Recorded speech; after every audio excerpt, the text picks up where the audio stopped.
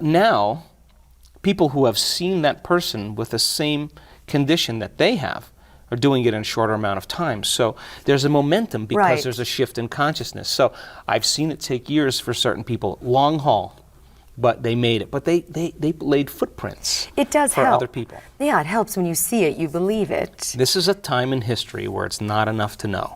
This is a time in history to know how.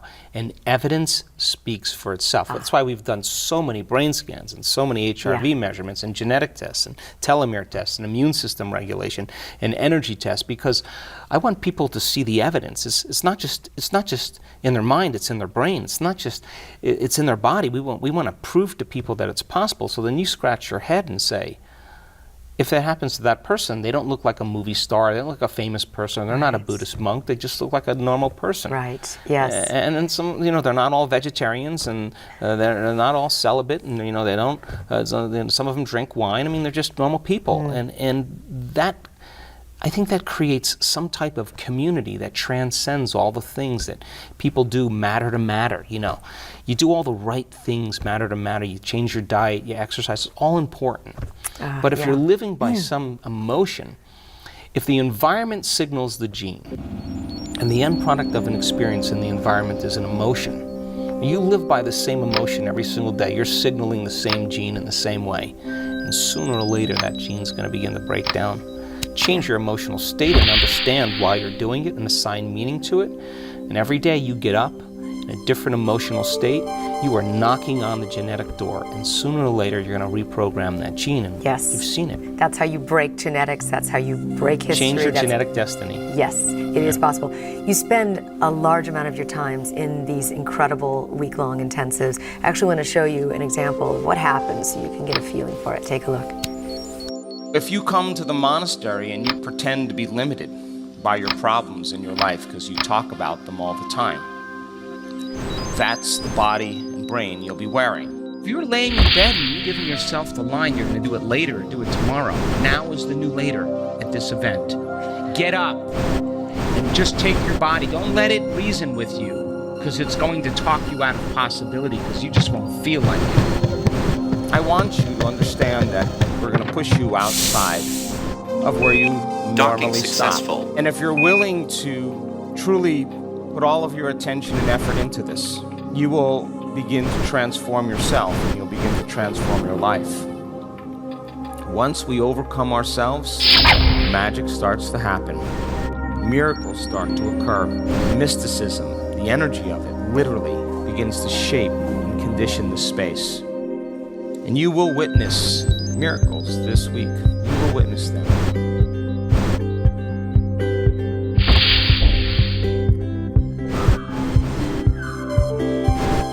It looks like people are in this incredible field from all walks of life. How do you create that over and over again? I know a few things Docking now. successful. I now know that after looking at all these brain scans and studying people, I believe that you and I are at our absolute best when we get beyond ourselves. Yeah. When you forget about yourself, that is the moment you are connecting to something greater. The first couple days of these week-long events, people come for all kinds of reasons. Low. They have a disease, Payload they have released. a loss, they want a new life, they want a new relationship, they want to have a mystical experience, they just want to learn, all different reasons. And that first day, they come with all their problems, all their thoughts, they're pretty much beat up from their environment. And we get them through that first day where they start to connect. And by that second day, they start really starting to feel a change. Once that happens, and people start popping, then I know I'm going to work with the group to create that ecstatic state where that's where the miraculous happens. And I also know that I never try to do it the same way as I did the time before, because in the quantum, there's predictability and repetition are two things you just can't do. So I trust the audience, I trust the movement. We have usually 40 to 50 different cultures at our week-long events from all over the world. They're large events, and we have such a strong community, and that community is bound by love, it's bound by elevated states. So it happens all different ways, but the outcomes are always the same, that we witness the miraculous. So you had an event in Toronto where you actually had this entire 1,000 people propelling up the top of the hotel. I've never heard Docking of this successful. before. Well, let me break it down so it's really simple. Okay.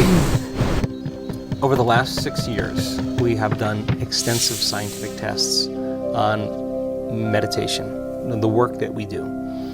And we're interested in creating brain coherence, brain order, synchronization, and heart coherence. And our students, based on our measurements, can do that very well.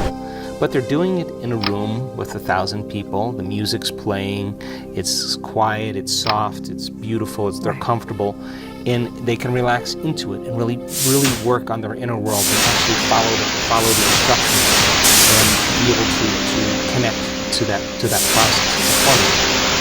So I started thinking when we started doing these week-long events, well, what if we create an activity that would normally bring up an emotion, a stressful emotion like fear, or doubt, or unworthiness, or the voices in their head start running, and in that moment, eyes open, when it counts the most, to be able to self-regulate, to stop and realize that they can settle their brain and body down and practice it now with a condition that would be challenging.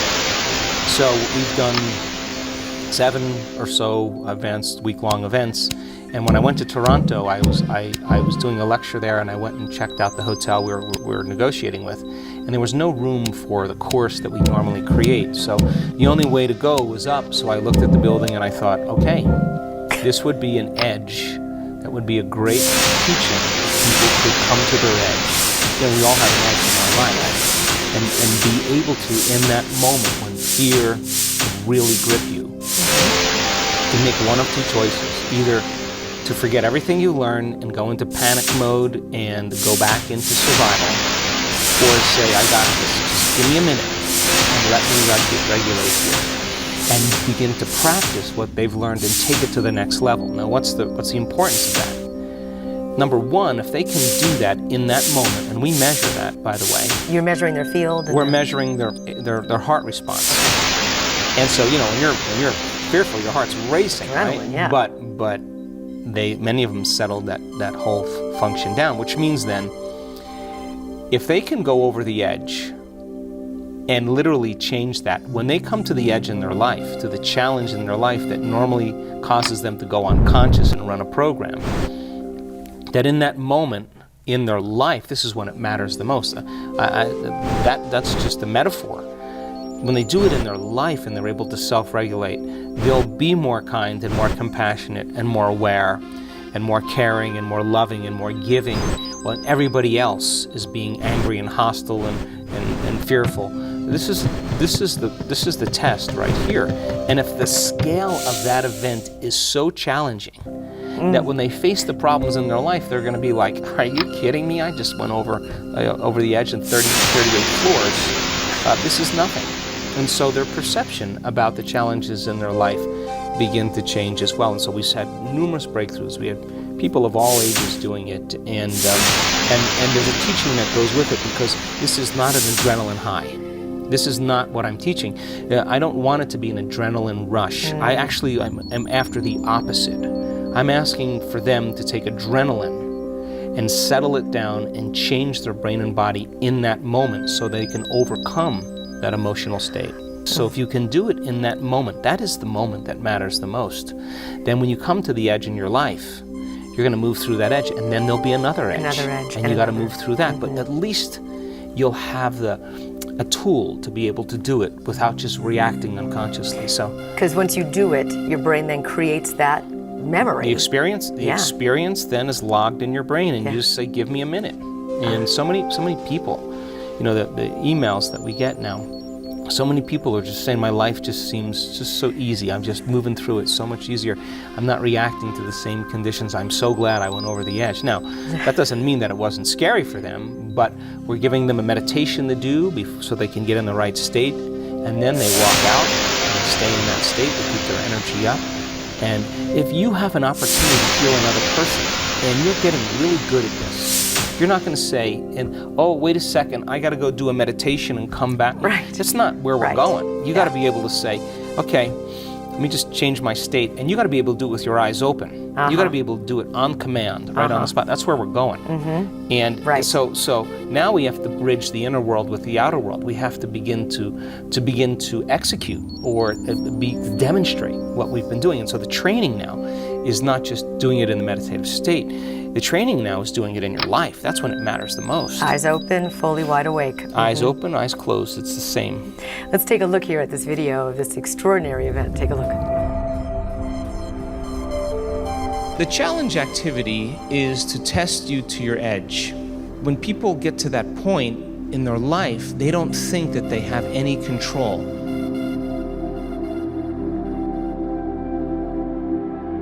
What is an initiation? You're taking an understanding, a philosophy.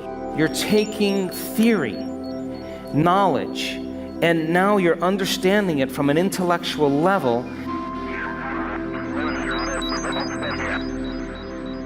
We set up the conditions in the environment, and you're going to have to make one of two choices: to fall back into a program and forget everything you've learned,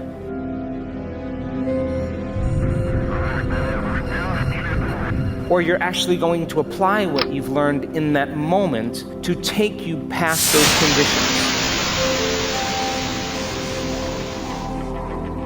If you can settle your brain and body into the present moment, you're overcoming thousands of years of hardwired programs around fear. Why don't we just go over the edge? By the way, we set a world record in Toronto for the number of people that repelled in that amount of time. How many people went? I think it was like 950. Oh my goodness! Yeah, propelled off of that. Yeah, in 6 days. Yeah, and the company that we work with, they were so great, and we had such a great time together. So yeah, it sounds incredible.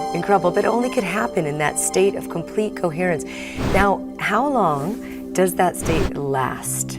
Do you go in and out of it? Look, I mean, it's not like it's on and off thing. There are degrees of coherence. Okay. And there's degrees of incoherence, okay?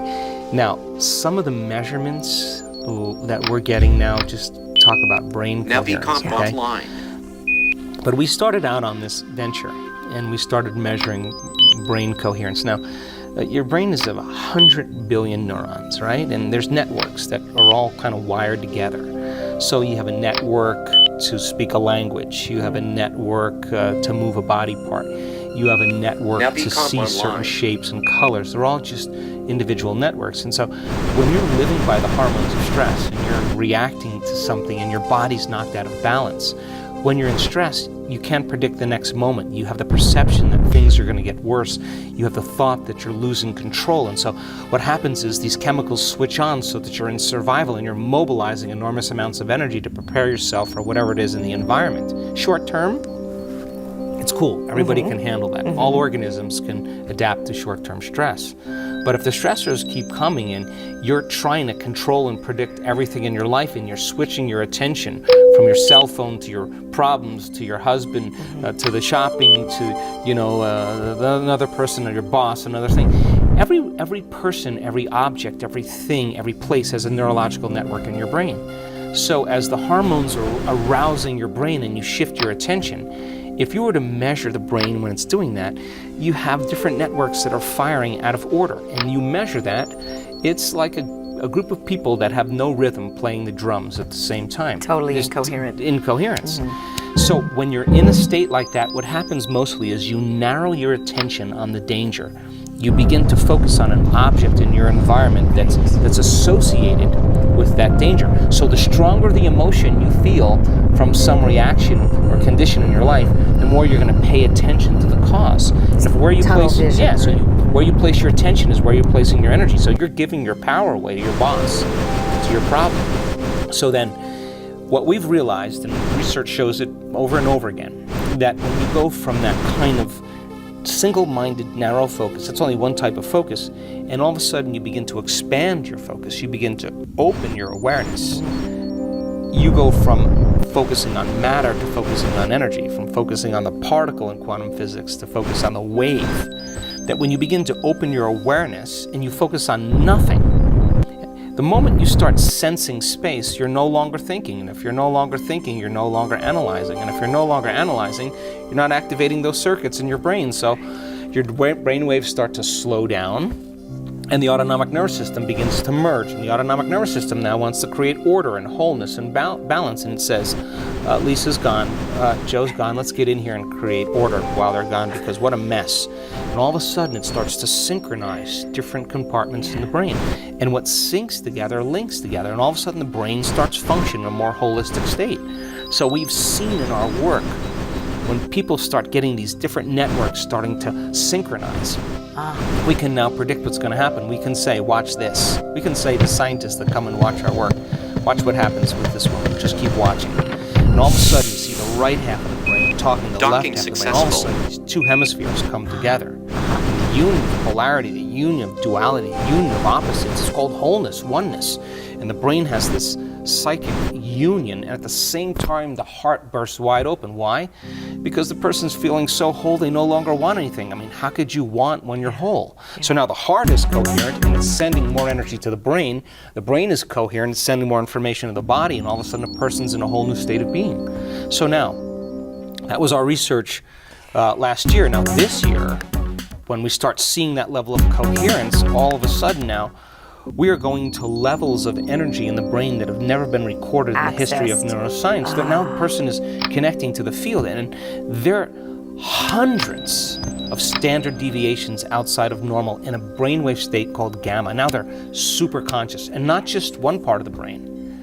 The entire brain is in this super conscious state, and whatever's going on between that person's ears is more real than this world we're sitting in right now. They're having a full-on sensory experience without their senses, and they can't make their brain do that. It's happening to them. And that's not happening with one person, two people, we have the same patterns over and over again. And when we now know that we can induce it, we now know how to create it, it's redundant. And we now know we can predict it when it's about to happen. I can say, watch this, she's going to pop, she's going to go. What do you mean? Just keep watching. And you know, when a brain scientist looks at this, the first thing they think is seizure. They think they've never seen anything like this. And they, oh, she's having a seizure. And I said, does she look like she's having a seizure? You know, she's just totally connected, big smile on her face. Yeah. Her brain is just in a super aroused state, but the arousal is not coming from some threat in her environment. The arousal is coming from within. I mean, her energy is moving up into her brain, and the level of coherence, normal coherence, okay? Incoherence is like a group of people in an audience clapping at the end of a show. Oh. Okay, so then normal brain coherence is like every five people clapping. Super coherence is when everybody's clapping in rhythm, and so that kind of order creates energy in the brain. Yes. So all of a sudden you see this scale of energy going up, and it keeps building and keep building. The person is having a mystical experience that is going to transform them forever. They're not going to be the same person. And so many times we see like health conditions disappear in 1 second, because they're getting a biological upgrade. In that state. In that state. Why? Because experience enriches the brain. And the end product of an experience is an emotion. And now, a new emotion is signaling the body, but it's not an emotion like chemical. It's electric. When that brain mapping happens, when you're looking at the coherence in the brain, is it a color? Is it the full brain? You can see it many different ways. I mean, the technology is so amazing. But you know, Payload the released. simple way to see it is you have 19 different compartments that's being measured, and you have this like little thing. You see the lines all going like this. So, yeah, here's beta, then it starts slowing down to alpha, and then they go into theta. But then when they go into the super aroused state, just imagine grabbing a handful of Crayola crayons and going like that. Oh, wow. It looks like a snowstorm. That's what gamma looks like? High amplitudes in gamma. You can't read anything. It looks like a snowstorm. So we have to figure out other ways to view it and other ways to read it, or scale it down so we can see it. And fascinating. yeah, it's way outside of normal. As opposed to fear, what does the brain look like there? Is it? Great question. So when a person's in fear, like we're in normal beta brainwave patterns. We're awake, we're aware, and we're aware of our body in an environment and in time. But when you get aroused because of some threat, from beta, you move into what's called high beta, a super aroused state. Now the brain is vigilant. It's scanning the environment to predict what's going to happen next. Okay. So high beta is like driving your sports car in first gear on the freeway. It's not going to last very long. Right. But when we see these transitions into gamma, gamma is actually a faster frequency than beta, and the person moves right through beta, right through high beta, right into gamma, and because it's so orderly. Because most high beta is disorderly, but when we see that kind of order and they're passing through high beta, we know they're going to go right into gamma, and they're going to go into very, very high amplitudes of gamma.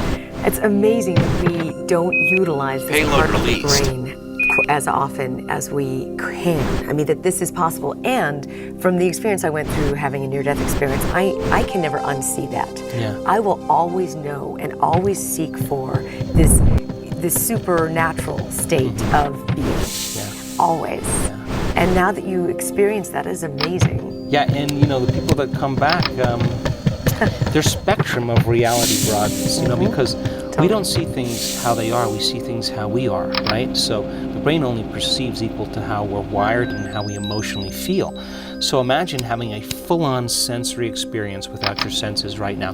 What if your senses were heightened right now by 25%? Everything you're seeing, hearing, smelling, tasting, feeling. If your senses are heightened by 25%, your awareness of everything around you is heightened. Awareness is consciousness. You can't have consciousness without energy. So the brain gets a rush of energy, and now the experience lays the tracks down in the brain. And now when we come back to our senses, we are going to perceive a broader spectrum of reality. Now our brain is wired to perceive what has always existed, but we didn't have the circuits to perceive it. And now the person's getting a broader glimpse of reality. And science says we perceive less than 1% of reality. Well, now they're getting a glimpse. Yes, Yeah. but in that state, as you're describing this, disease is so tiny, and illness is so small, and conflict is so tiny. When you really go to that expanded time, that senseless, incredible state, those little things, like a tumor, seem so small. The sacred is so much grander than the mundane. Yes. And so in a moment, a person is now no longer in the labyrinth of life. They are looking at it from a different dimension. They know where they need to go. They're no longer asking anybody for answers. They're getting a download from the field, and we actually call it a download. And with that download comes a biological upgrade. There's an upgrade because all disease is a lowering of frequency according to the quantum model. It's incoherence. The body is disorderly. It's slowing down in frequency. So now, once the system switches on, and all of a sudden that person is drawing from the field, get ready, because the body is going to take on a new frequency, and we see eczema disappear, we see tumors shrink, the diseases can no longer exist because there's a change in the human system. When someone's going through something like a chemotherapy, or I'm sure you've seen this, or a radiation where that tends to be a denser frequency, can you see them shift out of that state if they're currently going through those therapies? Wow. Yeah. We've seen people that tried every therapy and they weren't responding to anything. But they trusted, because when you run out, and you run out of options, Right. and you're left with nothing Right. else. And it's framed in a way that you can see and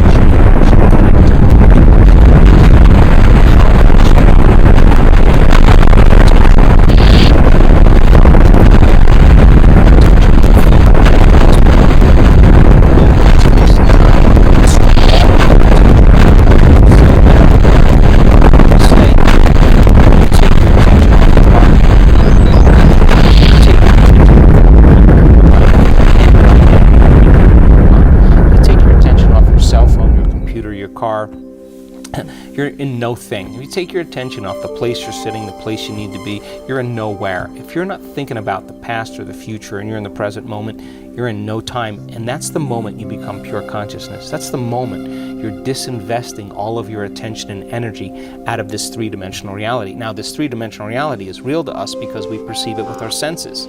But the quantum is is a realm that exists beyond the senses, and you could only experience it with your awareness.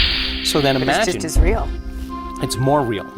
So then just because you can't see something doesn't mean it doesn't exist. So then if I said to you, pay attention to it, connect to it, become more aware of it, stay present with it, moment after moment after moment, like a radio dial, your nervous system is tuning into frequencies.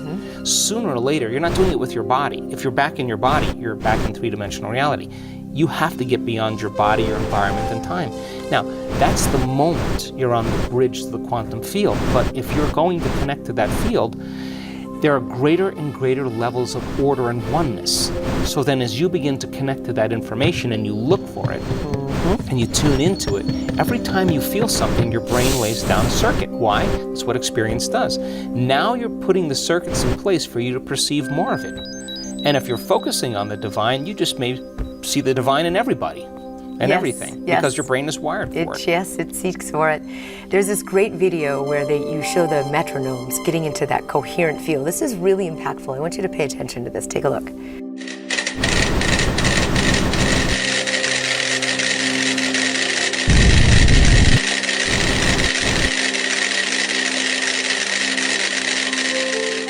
So then as you start opening your focus and sensing space and nothing, as you begin to unfold into that infinite vast void, the longer you can linger there as an awareness, and you're touching and tuning into a frequency called the unified field, which his signature is order and rhythm, which is wholeness, sooner or later, coherence is going to begin to consume incoherence, and all of a sudden the brain will begin to become more integrated.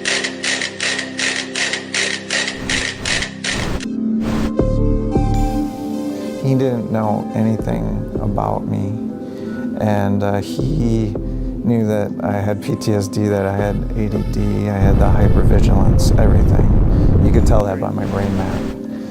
And like I said, it was kind of shocking, but it also gave me a lot of hope, because I knew that through this brain mapping, I could measure my progress. And I actually had the objective measurements. The brain maps showed me I could actually go into my meditations and use that information in my meditations to help starting to heal myself. And all of a sudden you see the front of the brain talking to the back of the brain. You've seen this so many times.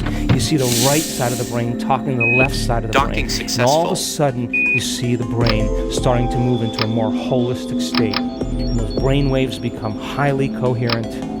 When that happens, that energy moves right into the heart. And all of a sudden, the person starts to feel connected to something greater. I see that over and over again, where that negative thought will cause everything to go out of balance, and it'll cause total chaos. And once I start getting into nature, or I find something that gets me into coherence and pulls me back, it'll start to affect everything else in my body. Sure.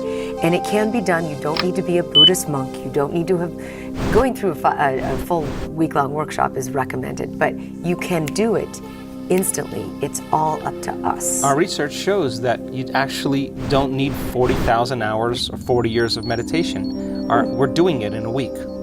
I mean, it's a formula. And once you lock into that formula. You keep saying formula. Yeah. Can you share that with us, or have you already? No, I have. I mean, the formula, of course, is the different meditations that we do. Okay. And I now know, it's so wild because we've done so many great measurements, that in certain meditations, I can say certain words, and all 14 people that are getting their brain scanned will all go into gamma at the same time. They're conditioned. Wow. They're conditioned. So the formula is we now know how to get people into that state, and then once they're in that state, now they're accessing from the field, they're connected to something greater. And now it becomes less about changing matter.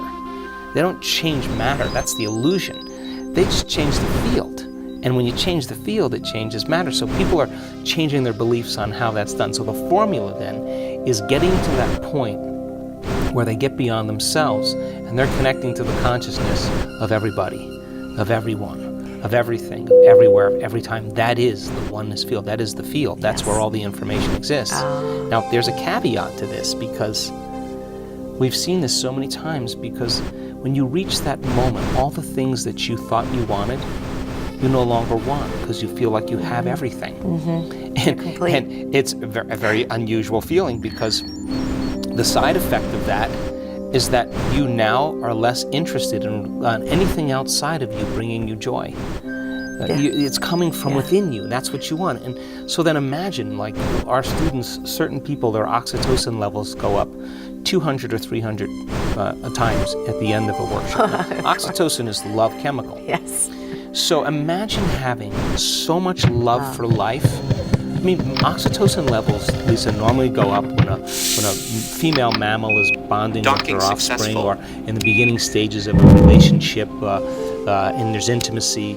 The oxytocin creates monogamy and bonding and stuff. And my colleagues that look at my research, they say, why are you measuring oxytocin in your workshops?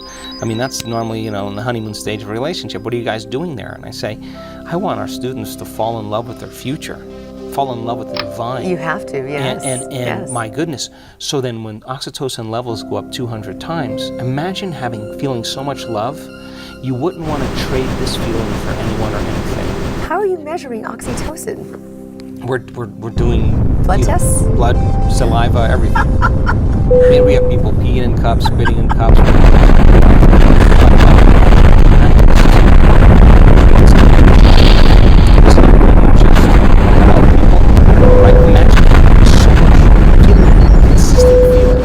It's measured in their oxytocin levels.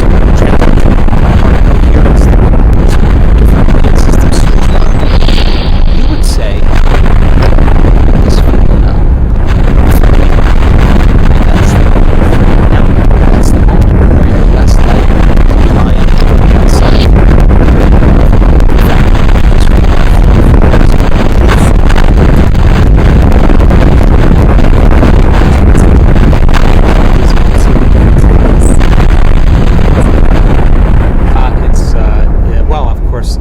remind them of everything they're about to do and why we're doing it. A lot of information. You get them sharing that information. I now know, Lisa, if I can get a group of people together and I can give them sound scientific information, and science is the contemporary language of mysticism. Science is what demystifies the mystical. The moment you talk religion or culture or tradition, you're going to divide an audience because someone's going to switch off. Yeah. But when you use science, science creates that kind of unification. So every time you learn something new, you know this, you've seen the videos, you make new connections in your brain, right? So if I'm combining quantum physics with neuroscience, neuroendocrinology, psychoneuroimmunology, epigenetics, whatever, and I'm putting it together in a model for them to understand, they're learning that information. Well, if learning is making new connections, remembering is maintaining them. So if I say to them, turn the person next to you and explain what I just said, if they can't explain it, it's not wired in their brain. So between the two people, they start building a model of understanding, right? And they start to I don't want to hear about your past or any other theories, just repeat what I said. So as they begin to fire and wire those circuits, they're installing the neurological hardware in their brain in preparation for an experience. And the more they understand what they're doing and why, the how gets easier. So then if I can set up the conditions in the environment and give them the proper instruction, the people that get their behaviors to match their intentions and their actions equal to their thoughts, they're going to have some type of new experience or transformation. So then the transformation then that we've measured over the years, gives me more information to teach transformation the next time, right? Yes, yes. So now we just got it down to a little bit more of a science. So that first day, look, I've looked at enough brain scans in real time, and I know this now, that when you analyze your life within some disturbing emotion, you're going to make your brain worse because you're thinking in the past. When you get that person beyond their analytical mind and beyond those emotions, they're free. They'll have the answer because they're outside the box. They're free to see it from a different perspective. Do you think that we're actually accessing different dimensions, like the fifth dimension, or? Wow, I don't think we have enough time for that. But when you leave this three-dimensional reality, the fourth dimensional reality is time. Right? And when you're somebody, a someone with something living somewhere and in some time, you're your personality trapped in three-dimensional reality. You got to play by the rules of three-dimensional reality, Newtonian physics. The moment you become nobody, no one, no thing, nowhere, and no time, that's the moment you become pure consciousness. and you're disinvesting all your attention and energy out of this three-dimensional reality. Now, that is the bridge to the quantum. So then when you start paying attention to that energy, that information, and you start connecting to greater and greater degrees of oneness and wholeness, and you become the consciousness of everybody, everyone, everything, everywhere, and every time, now you're entering that fifth dimension where there are multiple realities that you get to experience simultaneously. Now this is the mystical. This is the end part of our workshops, that Saturday and Sunday, where we explain the secret elixirs of the pineal gland and how to activate that little radio receiver in the back of your brain that picks up information. And what happens when the metabolites are released from derivatives of melatonin that switch on different systems. That's when you start to experience more of yourself. Not the self called Lisa, the very big Lisa that has this connection to so many different realms and possibilities. And again, you can't come back as the same person. Can't. You just did it. You just showed us all of that in just a little teeny tiny piece of time. Yes, absolutely. And that you can, that's a brilliant way of describing mystics, because they spend so much time in that place of that fifth dimension. They're rarely in the first, second, and third. You know, it's really interesting because when you create from three-dimensional reality, get ready, it's going to take time. Because you're going to create more of the same. Well, not only that, if you're going to create like a vision, a dream of what you want, a new job or whatever, it's a new relationship, a new house, it's going to take you time to go get it, because you got to drag your body through space, and it takes time. Yes. When you create from the fifth dimension, you actually are doing the opposite. You're actually collapsing space and time, and you're drawing the experience to you. You don't go and get it. When there's a vibrational match with your energy and something in your future, and you're creating from the fifth, you're not playing by Newtonian physics any longer. You're playing by quantum, which means now you are drawing your future to you. You're the magnet to your destiny. So things start showing up in your life out of nowhere because you created them from nowhere. Something appears out of nothing because you created it from nothing, and it happens in no time because you created it in no time. And so now you're less likely to go and get it. You're more likely to tune into it and bring it to you. So now you're not rushing anywhere to get it. You feel like you understand that there's a different way to do it. So I'm proud to say that the people in our community that do this work, they do it every day. You know why? Because they see the magic. And they don't want the magic to end. It's and they effortless. They don't wake up and say, oh God, I got to create my future today. They're not like that. They're like, let's go. They're excited to do it, and the enthusiasm is the energy of creation, right? So they attract it. So do you watch the news? Do you follow what's happening? That's definitely a different frequency. You know, I do watch the news because I want to be informed, but as for me personally, I never focus on people. I focus on principles. Okay. So when you focus on a principle, you're less likely to put it on a person or a thing. When you focus on principles, people can align with principles and no longer be deceived by people or things. And so I do watch it because I want to be informed, and I do think this is a really incredible time to be alive. Because a new awareness, because of knowledge and information, creates a new consciousness creates a new energy, and that new energy is unraveling everything. Politically, economically, socially, religion, education, journalism, the environment, medicine, everything's coming apart because it should. We're way more powerful than all of this, and all those things have to be exposed for people to really realize, oh, it's always been within me. I always ask my guests, just to wrap up here, your biggest why. What is the biggest reason why you, Joe Dispenza, do what you do for humanity? Why? Why not? I mean, there's nothing else I want to do. I mean, I have a great job in witnessing human transformation and being a part of transformation. And we're wired to care T-minus for 20 one seconds. another. We're wired 5, to serve one another. 4, we're wired 3, to engine start, 1, booster ignition and lift off. We are. You know, all of this media and television and war and politics. Power cleared. Prejudice, all to create lack of trust and separation, right? So when you witness that kind of transformation, all the lost luggage, all the missed flights, all the late flights, all the challenges we Commence have, roll none of it program. matters for that one person who stands up and says, my tumor's gone. That to me, Approaching engine cutoff. I changed somebody's future. And that person person who's going to change other people's future. Booster set. One friend of mine said the other day who had brain cancer, Engine just cut got off. a clean Stage bill of set. health. Start set. A West Point graduate. She went to her doctor. What her doctor said to her? Now I remember why I went into medicine in the first place.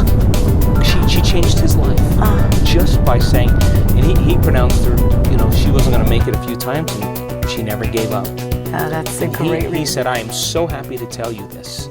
So happy. So you never know what you do in choosing to believe in this stuff. Fairing you're set. going to affect in some future time, and that's what creates community. And that kind of emergence of people that share the same energy, the same beliefs, the same thoughts, the same behaviors. That's a new community, and you don't try to fix what's broken. You create something better, and everybody leaves there and goes to there. And for me, I just want to contribute in some way and make a difference. Well, that's what it means to become supernatural. Fairing set. And that's the name of your book, and it's obviously Start what you're set. teaching us. All be in this field of becoming supernatural. What a beautiful place we would be in. That's a start. Fairing set. Thank you so much, Joe. You're welcome. It's a true pleasure to have you here. Thank you. And if you would Payload like to watch released. any of my other shows with Dr. Joe Dispenza, just go to Inspirations Start on set. Gaia. I'm Lisa Gar, and until next time, I invite you to stay aware. Fairing set.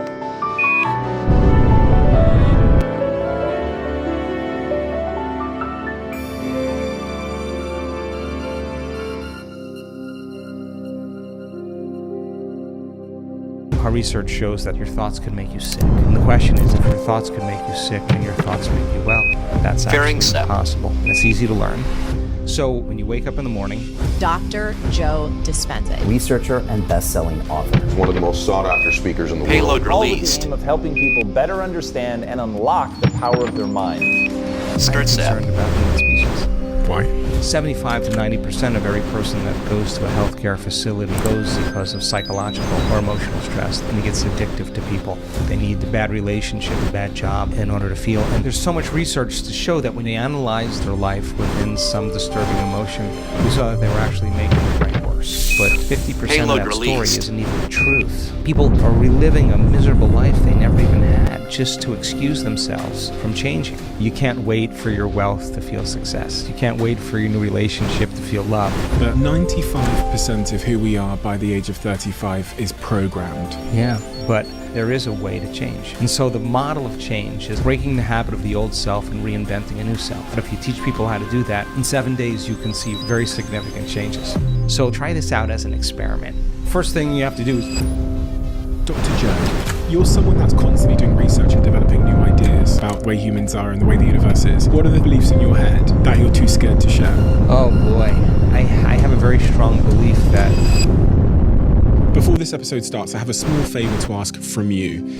2 months ago, 74% of people that watch this channel didn't subscribe. We're now down to 69%. My goal is 50%. So if you've ever liked any of the videos we've posted, if you like this channel, can you do me a quick favor and hit the subscribe button? It helps this channel more than you know, and the bigger the channel gets, as you've seen, the bigger the guests get. Thank you and enjoy this episode.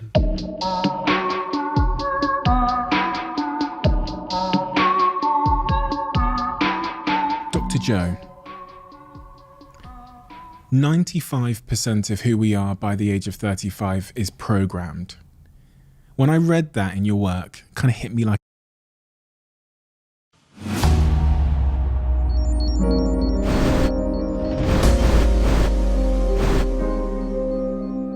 What I want to do, I'm going to go through an exercise right now. It's right out of the course. It's an example of one of the things that we'll do in this course. It's an exercise that you can do. I want to say, if anyone is driving an automobile, if you're operating heavy machinery, please do not do this while you are doing anything that puts you in a position that's not safe. Please be in a safe place where you can focus on yourself, on your body. Science has found a direct link between the words that we use and the way our neurons fire in our heart as well as our brain, and what we think and what we're even capable of thinking about. Words determine not only what we think, but they determine what we're even capable of thinking about, because they determine how the neurons are wiring and firing together. As my dear brother Joe Dispenza would say, I know you've heard him say that, or Bruce Lipton would say the same thing. Lynn McTaggart would say the same thing, my dear friends and brothers, sisters, and colleagues. So words are very, very powerful. And for that reason, we're going to use some words and breath. Breath, I want you to know, is a language unto itself. Your body understands the non-verbal language of breathing. You use this before you ever learned to communicate through your vocal cords. When you combine words and breath, our ancestors have done this for thousands of years, not because they knew the science, but because it works. They created chants, they created mudras, mantras, hymns, prayers, based upon very powerful words and phrases that they linked a significance to. So this is what I want to say. When you say a word, that word means something to you, and that meaning is determined by your experience of what that word has meant in your life. And it may be different from the person next to you, even though you live in the same family. You can use the same word, and you can have two. I could use the word fear.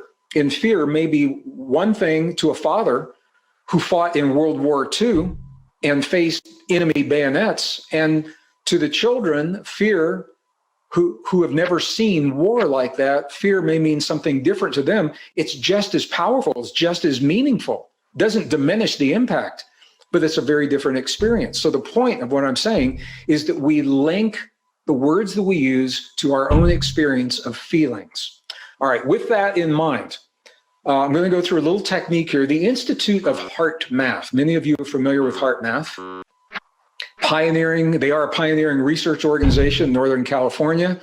They are pioneering new studies of the human heart that go beyond the heart simply as a pump. And they, with their permission, I'm going to share a technique that they use. It is called attitude breathing. Attitude breathing. So let me describe it.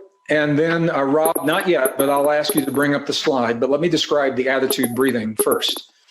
What the attitude breathing does is it combines these scientific principles of linguistics, the feelings that we associate with the words, with the language of the breath. And what I'm going to invite you to do is to choose 20 seconds. A feeling that you'd like to change. And this isn't rehearsed. Obviously, we haven't done this before. So what I'm going to do, I think it's fair to say all of us are feeling some anxiety on some level. The anxiety comes from being given conditions that change and threaten our way of life with no way to resolve those conditions. So I think it's fair to say we are all experiencing a world in flux, a world in chaos. We don't know how it's going to come out, and that creates some level of anxiety in all of us. So I think it's fair to use anxiety in this exercise.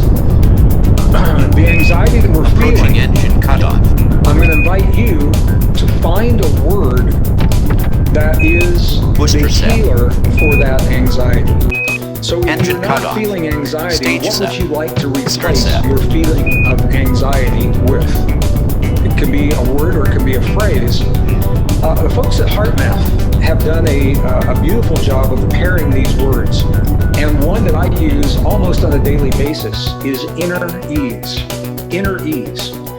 So I replace the anxiety that I'm feeling with the word inner ease and a breath.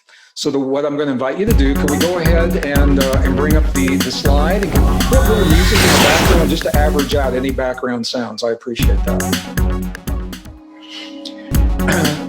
So what I'm going to invite you to do, acknowledging that we're all feeling some kind of anxiety right now.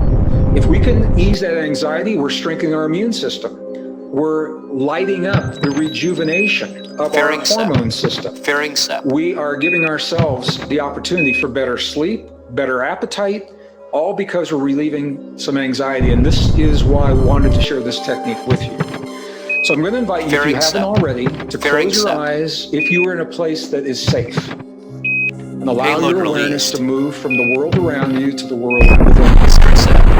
I'm going same thing with you right here. In 1991, scientists discovered neurons in the human heart, similar to those in the brain. And it's those neurons that we're communicating with right now. I'm going to invite you in a way that's comfortable Payload to touch your heart center with a finger or two fingers or maybe a palm of your hand. And that physical touch will draw your awareness from your mind into this place in your body, into your heart, so that you can focus in your heart. And this is where the neurons that know what we're doing, the neurons, the